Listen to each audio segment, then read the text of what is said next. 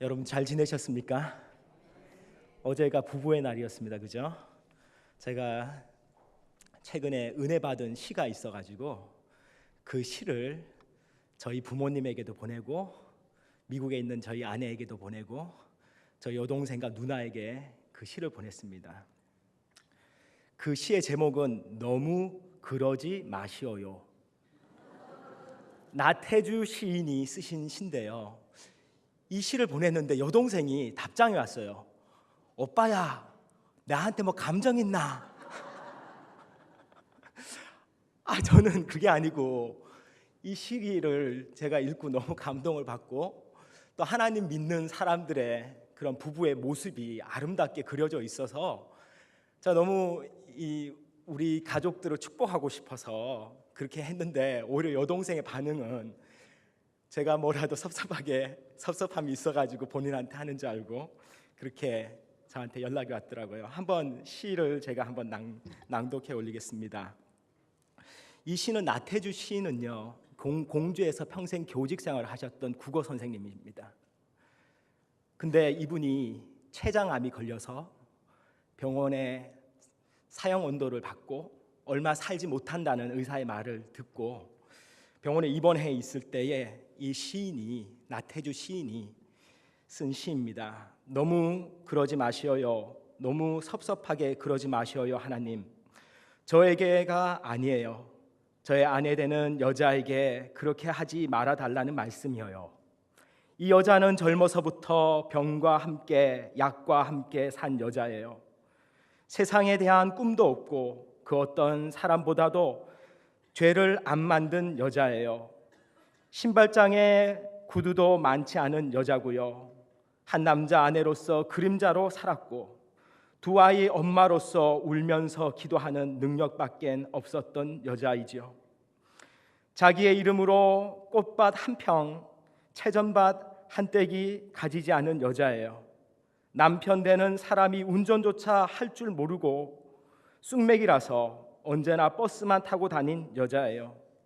너무 그러지 마시어요. 가난한 자의 기도를 들으시는 하나님, 저의 아내 되는 사람에게 너무 섭섭하게 하지 마시어요. 이 시인이 자기 아내가 자기를 병간호하면서 자기 아내를 사랑하는 마음, 그리고 하나님 앞에 기도하는 마음으로 고난 가운데 있지만은 하나님 앞에 그렇게 기도를 했던 것이 시가 됐습니다. 이 시를 들었던 그 아내 되시는 김성애라는 분이 시를 또 쓰셨습니다. 너무 고마워요라는 시입니다. 제가 한번 읽어드리겠습니다. 너무 고마워요. 남편의 병상 밑에서 잠을 청하며 사랑의 낮은 자리를 깨우쳐 주신 하나님, 이제는 저희를 다시는 아프게 하지 마시어요. 우리가 모르는 우리의 죄로 한 번의 고통이 더 남아 있다면, 그게 피할 수 없는 우리의 것이라면 이제는 제가 병상에 누울게요. 하나님, 저 남자는 젊어서부터 분필과 함께 몽땅 연필과 함께 산 시골 초등학교 선생님이에요. 시에 대한 꿈 하나만으로 염소와 노을과 풀꽃만 욕심내는 남자예요. 시 외의 것으로는 화를 내지 않는 사람이에요. 책꽂이에 경영이나 주식이나 돈 버는 책은 하나도 없는 남자고요. 제일 아끼는 것이라곤 제자가 선물한 만년필과 그간 받은 편지들과 외갓집에 대한 추억뿐이에요. 한 여자 남편으로 토방처럼 배고프게 살아왔고 두 아이 아빠로서 우는 모습 숨기는 능력밖에는 없었던 남자죠. 공주 금강의 아름다운 물결과 금학동 뒷산의 푸른 그늘만이 재산인 사람이에요. 운전할 줄조차 몰라 언제나 버스만 타고 다닌 남자예요. 승용차라도 얻어 탄 날이면 꼭 그 사람 큰 덕 봤다고 먼 산 보던 사람이에요. 참 아름다운 그러한 부부의 모습입니다. 그죠? 가난하고 고통 가운데 있지만은 서로를 사랑하고 하나님께 그 고통을 가지고 가서 하나님께 매달리려고 하는 그러한 모습이 보입니다. 하나님께서 놀랍게도요, 이 나태주 시인을 췌장암에서 완치시켜 주셨습니다. 그래서 이분이 지금도 문인 활동을 열심히 하고 계시고 간증을 하러 또 다니시는 하나님의 정말로 귀한 일꾼으로 하나님 쓰고 계시다는 사실입니다.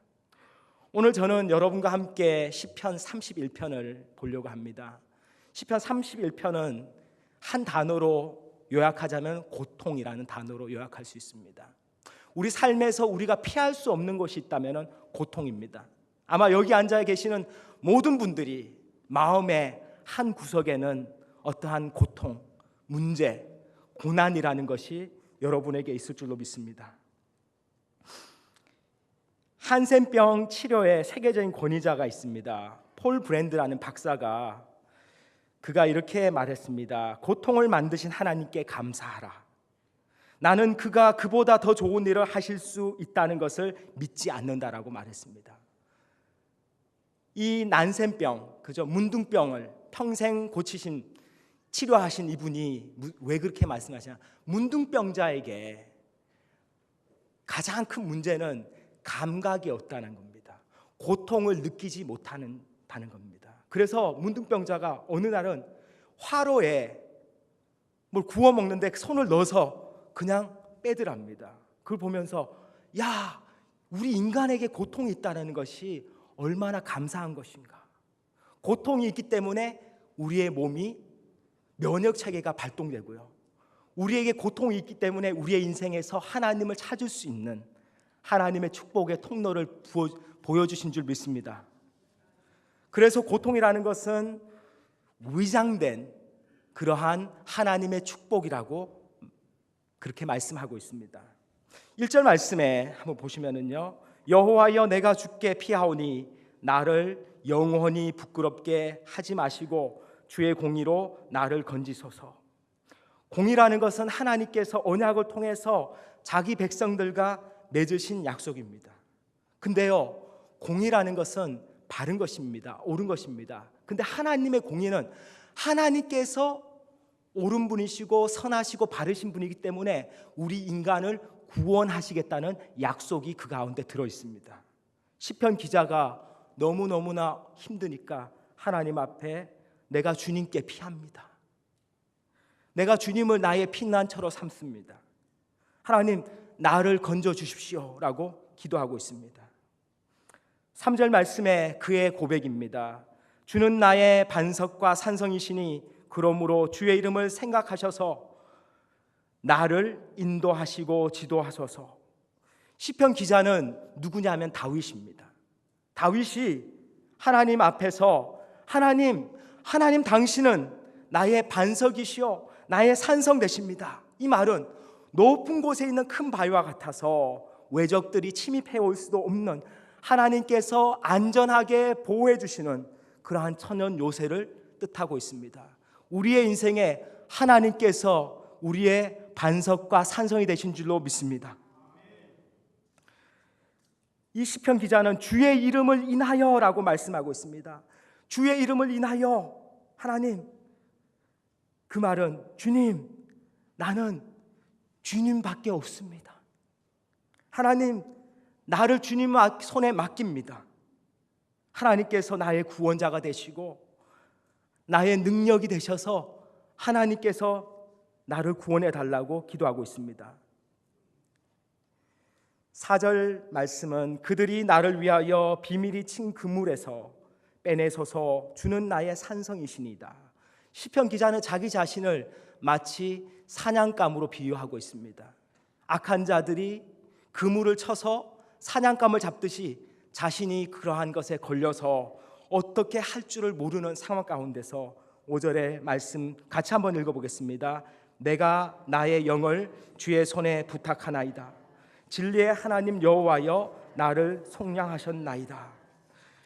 다윗은 자신이 마치 짐승처럼 그물에 걸려있는 상황입니다. 그러한 상황 가운데서 하나님께 부르짖습니다. 하나님, 나의 영을 주님 손에 맡깁니다. 주님의 손은 어떠한 손입니까? 능력의 손입니다. 권능의 손입니다. 우리가 우리의 삶 속에서 어려운 문제를 당할 때에 우리가 하나님께 우리 자신을 맡길 때에 우리는 멸망당하지 않습니다. 하나님께서 자신에게 나의 생명을 맡기는 자, 하나님께서는 결코 그들을 외면하지 않으시고 구원해 주실 줄로 믿습니다. 언제 그러한 일들이 일어났느냐? 하나님께서 출애굽 당시에 하나님께서 그러한 일들을 하셨습니다. 여기에서 5절에 나오는 나를 속량하셨나이다 라는 이 단어가, 구속하다, 속량하다라는 이 단어가 파다라는 단어인데, 파다라는 것은 돈을 지불해서 그 사람을 산다는 뜻입니다. 우리 주 예수께서 십자가에서 핏값으로 우리를 사셨습니다. 그것은 우리의 영혼뿐만 아니고 우리의 주인이 되셔서 우리의 핏값으로 사신 존재이기 때문에 주님이 우리의 인생 또한 책임져 주시겠다는 약속의 말씀이 있는 줄로 믿습니다. 전 여러분과 우리가 주님을 바라보길 바랍니다. 문제에 쌓여서 절망하고 고통당하고 신음할 때 하나님께서는 우리에게 원하시는 것은 우리가 하나님 앞에 나오시길 원합니다. 우리의 구주가 되시는 주님 앞에 나올 때에 하나님께서는 우리의 삶에서 역사해 주실 줄로 믿습니다. 놀랍게도요, 이 5절은 나를 속량하셨나이다라는 것이 완료형 시제를 쓰고 있습니다. 이것은 이 시편 기자는 하나님 나를 구원해 달라고 기도를 하지만은 이미 하나님께서 나를 구원하셨다는 믿음의 고백을 하고 있습니다. 왜냐? 그만큼 하나님께서 나를 구원하실 것이 확실하기 때문에 하나님을 전적으로 의지하겠다는 것이 담겨져 있습니다. 여러분들은 매일의 삶에서 얼마나 하나님을 의지하고 사시려고 하십니까? 나의 지혜와 내가 아는 것, 나의 힘을 의지하지 마시고 전능의 하나님을 의지하여 살아가시기 바랍니다. 주님의 전능의 팔에 우리가 붙들 때 하나님께서 우리를 통해서 놀라운 일들 하나님께서 하실 줄로 믿습니다. 5절 말씀에서 이것은 최후의 정말 비장함을 드러내고 있습니다. 하나님, 어떻게 할 수 없는 상황 가운데서 하나님, 나는 더 이상 감당할 수 없지만은 하나님께서 나의 구원자가 되어달라는 그런 고백입니다. 7절 말씀 같이 한번 읽어보겠습니다. 내가 주의 인자하심을 기뻐하며 즐거워할 것은 환난 중에 있는 내 영혼을 아셨으며. 하나님께서 나의 고난을 어떻게 하신다고요? 동사가 보시고 환난 중에 있는 내 영혼을 아셨으므로라고 말씀하고 있습니다. 하나님께서는 우리의 고난을 보고 계십니다. 또한 하나님께서는 우리가 고통당하고 있는 우리의 영혼을 주님은 알고 계시다라고 말씀하고 있습니다. 놀랍게도 출애굽기 3장 7절 8절에 똑같은 단어들이 쓰여지고 있습니다. 출애굽기 3장 7절에 이렇게 기록하고 있습니다. 여호와께서 이르시되 내가 애굽에 있는 내 백성의 고통을 분명히 보고 그들의 감독자로 말미암아 부르짖음을 듣고 그 근심을 알고라고 말씀하고 있습니다. 하나님께서는 우리의 신음소리까지도 들으시고 우리가 기도하는 것마다 하나님께서는 관심을 가지고 듣고 계시다는 사실입니다. 마치 이스라엘 백성들이 노예 생활을 하면서 하나님 앞에 부르짖었습니다. 하나님, 우리를 이 고통 가운데서 언제 해방시켜 주실 것입니까? 하나님께서 약속하신 구원자가 언제 오십니까? 라고 그들이 부르짖었습니다. 하나님께서는 모세를 세우셔서 이스라엘 백성들을 구원하셨습니다. 그때 하나님께서 하신 말씀이 출애굽기 3장 8절 말씀에 내가 내려가서 그들을 애굽인의 손에서 건져내고 그들을 그 땅에서 인도하여 아름답고 광대한 땅, 젖과 꿀이 흐르는 땅, 곧 가나안 족속, 헷 족속, 아무리 족속, 브리스 족속, 히위 족속, 여부스 족속의 지방에 데려가려 하노라라고 말씀하셨습니다. 여러분들이 당하고 있는 고난은요, 영원한 것이 아닙니다. 하나님께서는 우리를 위해서 분명히 약속하신 땅을 예비하고 계십니다. 그것이 바로 천국입니다. 또한 우리가 이 땅에서 주님과 함께 동행하는 삶을 산다는 것이 바로 우리는 이 땅에서 천국의 삶을 살고 있는 줄로 믿습니다. 여러분들, 고난 가운데서도 우리는 하나님을 찾을 때에 하나님이 분명히 우리와 동행해 주시고 우리의 삶 속에서 어려움은 여전히 있지만은 하나님의 임재 가운데 우리가 들어갈 수 있을 줄 믿습니다. 8절 말씀에 나를 원수의 수중에 거두지 아니하셨고 내 발을 넓은 곳에 세우셨음이니라. 원수의 수중이라는 것은 원수의 소나기를 말합니다. 이것은 벗어날 수 없는 그러한 환경을 말씀하고 있습니다.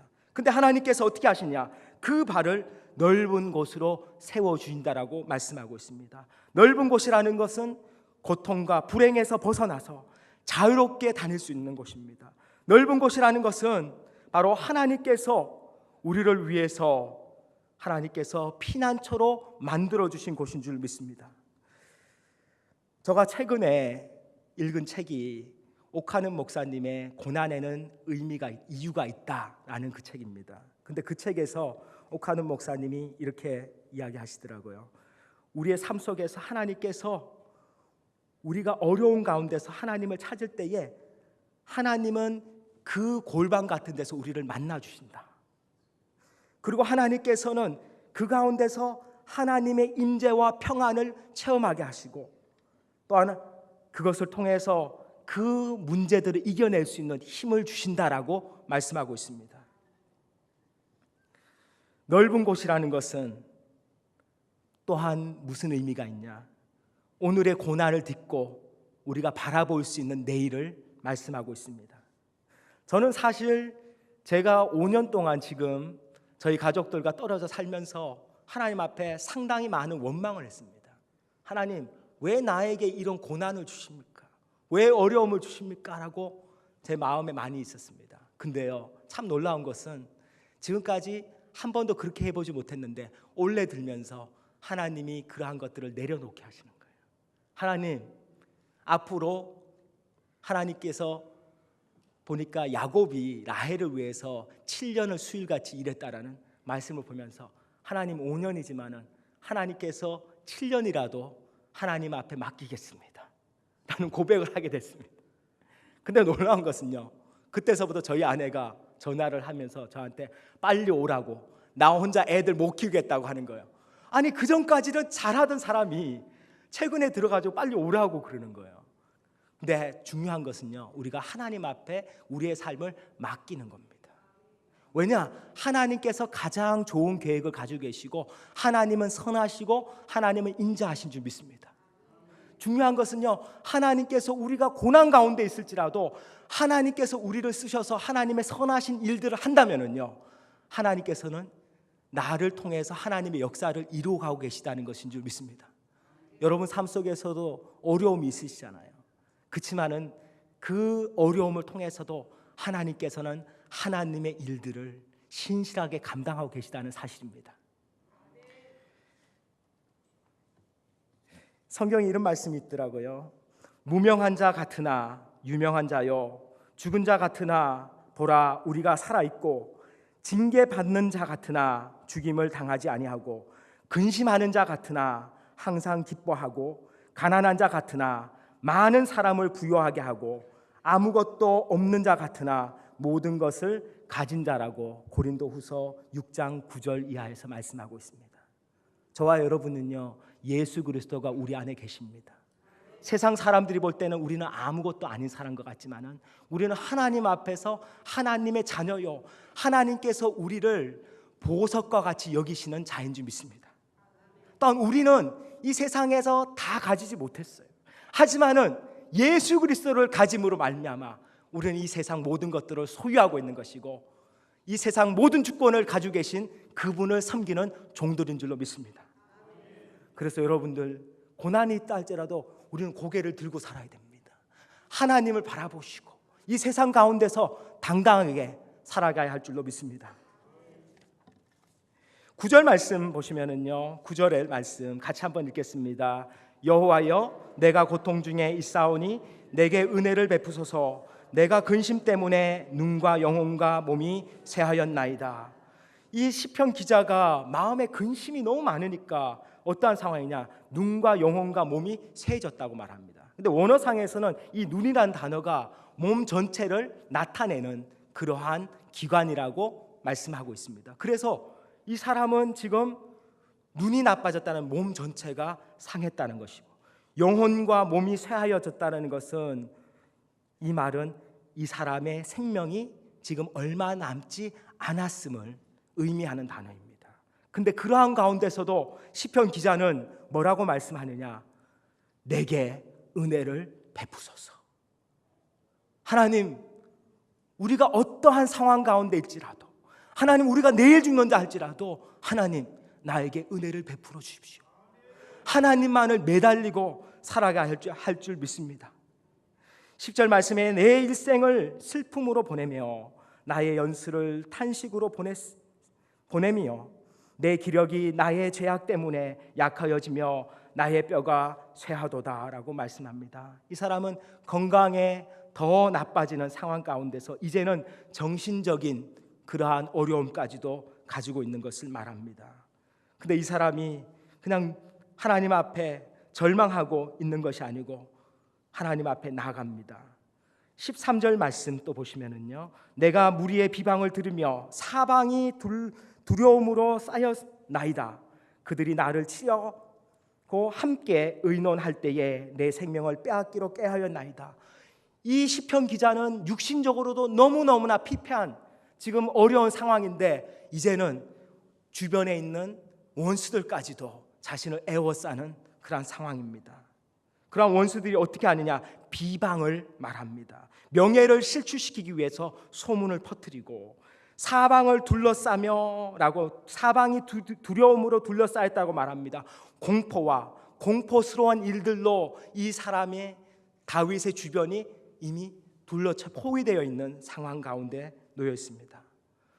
이러한 상황 가운데 우리 인간은 무력할 수 있습니다. 우울증에 빠질 수 있습니다. 근데요, 14절 말씀 한번 크게 한번 읽겠습니다. 여호와여, 그러하여도 나는 주께 의지하고 말하기를 주는 내 하나님이시라 하였나이다. 아멘. 중요한 단어는요, 그러하여도 라고 말씀하고 있습니다. 하나님, 내가 지금 이러한 환경에 있다 할지라도 하나님만을 내가 의지하겠습니다. 주님은 나의 하나님이십니다라고 고백하고 있습니다. 이것은 정말로 하나님 앞에 강한 믿음을 보여주고 있습니다. 하나님, 그리 하여도 저는 주님을 원망하지 않겠습니다. 하나님, 내 앞에 있는 어려움이 있다 할지라도, 고통이 있다 할지라도 나는 하나님 앞에 나가서 하나님만을 의지하고 살아가겠습니다 라고 고백하고 있습니다. 여러분들 하나님 이렇게 의지하실 거죠? 아멘. 하나님께서는 우리가 고난당하실 때 우리의 기도를 들으십니다. 근데 하나님께서 원하시는 것은요, 고난 가운데서 하나님 찾으시는 것은 믿음입니다. 얼마나 우리가 하나님만을 전적으로 신뢰하고 하나님께 우리의 인생을 맡기는 삶을 살려고 하느냐 하는 그 믿음의 태도를 하나님께서는 보시는 줄로 믿습니다. 16절 말씀에 하나님께 또 구합니다. 16절 말씀 같이 읽겠습니다. 주의 얼굴을 주의 종에게 비추시고 주의 사랑으로 나를 구원하소서. 주의 얼굴을 비춰달라고 말씀하고 있습니다. 하나님의 얼굴은 우리가 도저히 볼 수가 없는 것입니다. 하나님의 얼굴을 본 자는 다 죽는다고 말씀하고 있습니다. 근데 야곱은 하나님의 얼굴을 보았습니다. 압복강가에서 씨름할 때에 그죠? 천사로 오신 하나님께서 어떻게 날이 밝자 떠나려고 할 때 야곱이 하나님 붙듭니다. 천사를 붙듭니다. 그리고 나를 축복해 달라고 애원합니다.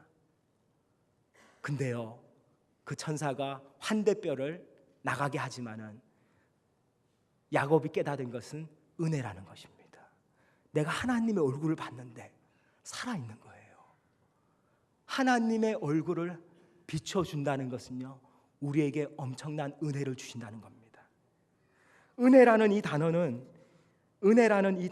하난이라는 단어인데요, 헨이고 하난, 이 말은 하나님께서 헨이라는 단어는 아름다움, 은혜로움, 호의 이런 것을 말씀하고 있습니다. 근데 하나님께서 사용하시는 헨 또는 하난이라는 동사는 뭐냐 하면은 인간이 감당할 수 없는 하나님의 크신 그러한 사랑과 하나님의 크신 은혜들을 뜻하고 있습니다. 저와 여러분은 하나님의 얼굴의 비추심을 받는 줄로 믿습니다. 우리는 예수 그리스도를 통해서 하나님의 얼굴을 보는 자입니다.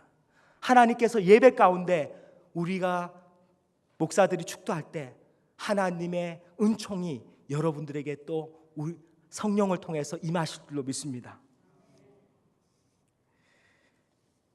10절 말씀 한번 보겠습니다. 18절 말씀입니다. 18절 말씀. 교만하고 완악한 말로 무례히 의인을 치는 거짓 입술이 말 못하는 자에게 하소서. 다윗이 앞에서 말한 자기의 원수가 누구인지를 나타내고 있습니다. 그 원수의 정체는 어떠한 자냐? 교만한 자입니다. 다른 사람을 멸시하고 얼굴과 말을 통해 가지고 무례하게 행하는 그러한 자입니다. 또한 거짓말을 하는 자입니다. 거짓 입술을 가지고 이웃을 비방하는 자에게 하나님 말 못하게 거짓 입술이 말 못하는 자가 되게 하소서라고 이 말은 이 동사는요 무슨 의미가 있냐 하면은 묵다라는 뜻입니다. 말 못하게 하다, 벙어리가 되게 하다라는 것은요 곡식단을 묶듯이 입을 묶어버린다는 것입니다. 하나님께서 역사해 달라고 하는 겁니다. 다윗이 직접 자기가 나서서 하는 것이 아니고 하나님께서 공의를 나타내 주시고 하나님 나를 이러한 자의 비방에서부터 구원해 달라고 그가 부르짖고 있습니다. 19절 말씀에 주를 두려워하는 자를 위하여 쌓아두신 은혜 곧 죽게 피하는 자를 위하여 인생 앞에 베푸신 은혜가 어찌 그리 크신지요. 하나님께서 주시는 이 고난들을 인내하고 하나님만을 바라보고 믿음으로 나가는 자에게 분명히 하나님께서는 예비하신 은혜들이 있는 줄로 믿습니다. 결론을 맺겠습니다. 하나님께서 고난당하는 성도들에게 이 시편의 결론적인 말씀을 통해서 우리에게 말씀하시는 구절이 있습니다. 23절 말씀 같이 한번 읽겠습니다. 너희 모든 성도들아 여호와를 사랑하라. 여호와께서 진실한 자를 보호하시고 교만한 자에게 행하는 자에게 엄중히 갚으시느니라. 하나님께서 우리를 사랑하십니다. 왜? 하나님은 신실하시고 선하시기 때문입니다. 근데요 사실 우리가 하나님을 사랑하는 거 참 어려워요. 우리는 하나님께 그 사랑이 인색합니다. 시편 기자는 뭐라고 말하냐? 고난 가운데 있더라도 하나님을 사랑하라고 말합니다. 여호와를 사랑하라고 말씀하고 있습니다. 왜냐? 우리가 고난을 이길 수 있는 길은 하나님과 우리의 관계를 통해서 하나님께서 역사하시기 때문입니다. 부부가 아무리 어려움이 있다 할지라도 서로가 서로를 사랑해주고 아껴주고 서로를 위해서 기도해주고 축복해준다면요 하나님께서 그 부부를 축복하실 것입니다. 아무리 어려운 고난이 할지라도 하나님께서 그것들을 뚫고 갈 수 있는 하나님이 힘을 주시고 하나님께서 환경을 통해서도 역사해 주시도 믿습니다. 우리는요 예수 그리스도와 연합된 자입니다. 우리는 하나님과 결혼한 자들입니다. 그래서 우리가 하나님을 사랑하면 저처럼 어떻게 되냐? 7년을 수일같이 일하게 됩니다. 누구를 위해서? 하나님을 위해서, 아이들과 집사람을 위해서. 그러다 보니까 시간이 어떻게 가는지 몰라요. 그렇죠? 그렇듯이 하나님께서 여러분들에게 말씀하시는 것은 우리의 문제보다도 더 크신 능력의 주님을 더욱더 사랑하라고 말씀하고 있습니다. 또한 24절 말씀 읽겠습니다. 여호와를 바라는 너희들아 강하고 담대하라고 말씀하고 있습니다.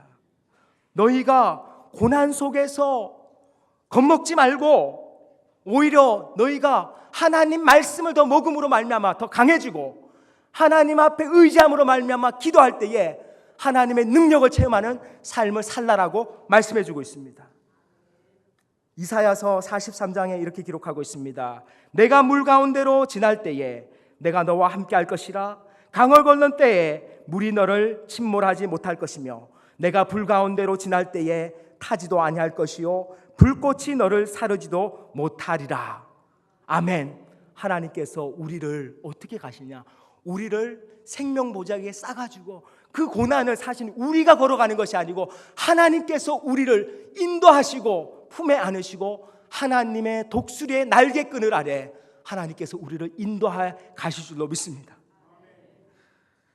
고난을 당하는 우리를 향해서 예수님께서 하신 말씀입니다. 요한복음 16장 33절에 이것은 너희에게 이르는 것은 너희로 내 안에서 평안을 누리게 하려 함이라. 세상에는 너희가 환난을 당하나 담대하라. 내가 세상을 이기었노라 라고 말씀하고 계십니다. 예수님께서 십자가에서 이미 이 세상을 이기셨습니다. 우리가 이 땅에서 고난당하는 것은 주 예수 그리스도의 복음을 전파하기 위해서입니다. 하나님께서 우리를 고난을 통해서 만나주시고 더 크게 축복해 주시기 위해서 하나님이 은혜를 부어주시기로 믿습니다. 여러분들 매일마다 주님 앞에 고난 가운데 있다면요, 하나님 앞에 나오시고 하나님께서 하신 말씀처럼 수고하고 무거운 자들아 다 내게로 오라라고, 수고하고 무거운 짐진 자들아 다 내게로 오라고 말씀하셨습니다. 주님 앞에 힘써 믿음으로 나오시는 복된 사월교회 성도님 여러분 다 되시기를 주님의 이름으로 축복합니다.